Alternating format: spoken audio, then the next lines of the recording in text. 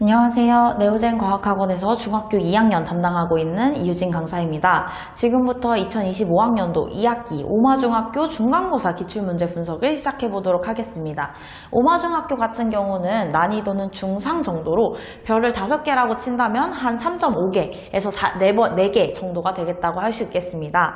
오마중학교 이번 객관식이 24문항, 서술형이 2문항으로 총 26문항이 출제가 되었습니다. 26문항이 출제가 되었고요. 총 26문항으로 문항 수도 많아요. 근데 이제 오마중 기출문제들이 항상 그렇죠. 이제 주어진 지문과 자료가 깁니다. 그래서 꼼꼼한 자료 해석이 필요하고 주어진 시간 안에 이 많은 문항의 수를 꼼꼼하게 읽고 풀어내는 시간 조절 능력도 굉장히 중요하다고 할 수 있겠네요. 그래서 평소에 오마중 기출문제와 크게 다르지 않습니다. 그 말인즉슨 계속해서 오마중 선생님께서는 기출문제들을 이 정도로 난이도 있게 출제하고 계신다는 말이겠죠. 그래서 성실하게 공부하고 문제를 시간 안에 풀어내는 연습을 좀 많이 했었어야 고득점이 가능했던 시험이었습니다. 그래서 시험 범위는 5단원 생물 파트, 동물과 에너지에서 18문제가 출제가 되었고요. 8단원 열과 우리생활, 물리 파트죠. 거기서 8문제가 출제가 되었습니다. 5단원 생명 파트의 비중이 훨씬 큰 것을 알 수 있습니다.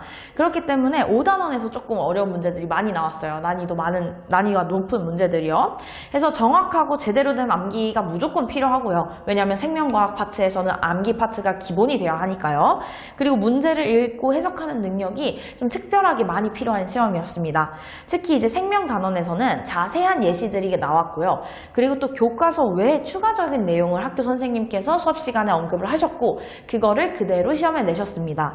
그래서 교과서만 공부하면 되는 게 아니라 수업을 성실하게 듣고 선생님께서 언급하시는 모든 내용을 꼼꼼하게 외우고 있었어야지 고득점이 가능했었습니다.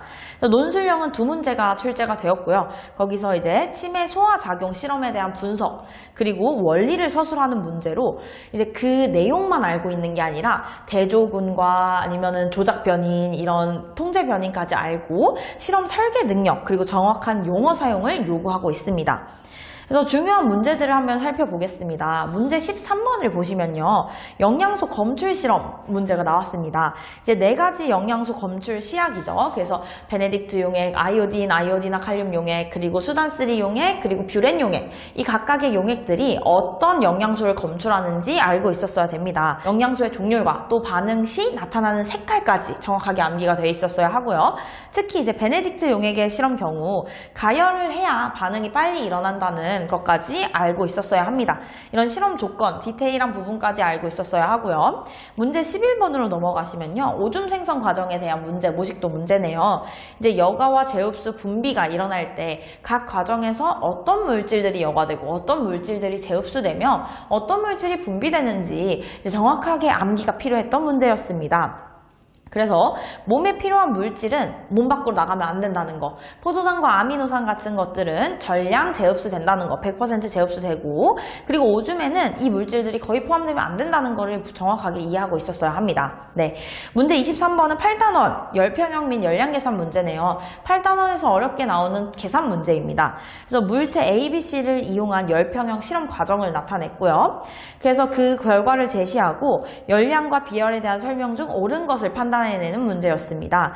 그래서 열평형이 일어날 때 뜨거운 물체가 잃어버린 열과 그리고 차가운 물체가 얻은 열량이 같다는 것을 알고 그것을 이제 열량에 대한 식으로 이제 수식으로 이제 계산을 해내서 최종 열평형 온도의 의미를 해석할 수 있는 문제였습니다. 이제 심화적인 계산 그리고 논리적 추론 능력이 요구되었습니다.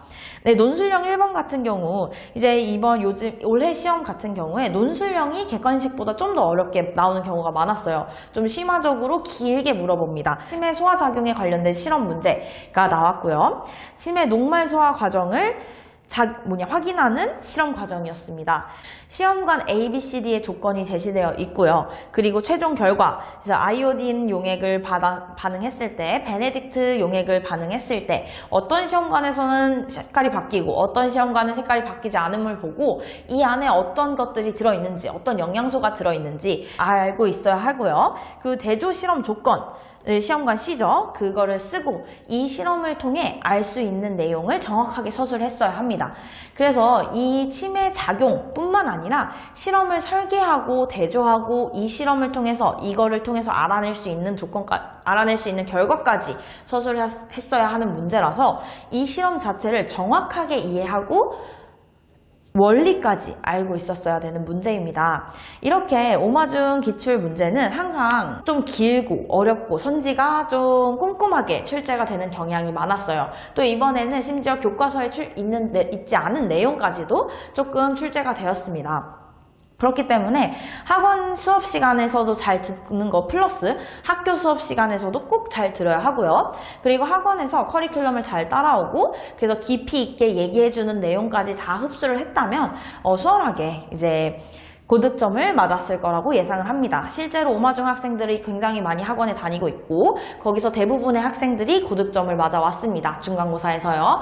그래서 다가오는 기말고사에서도 이렇게까지 잘 공부를 해준다면 성실하게 공부하고 숙제를 잘 따라와준다면 기말고사 2학년 마지막 시험이죠. 거기서도 수월하게 고득점을 맞을 수 있을 거라 예상을 합니다. 네, 이상 오마중학교 2학년 중간고사 내신 분석을 마치도록 하겠습니다. 감사합니다.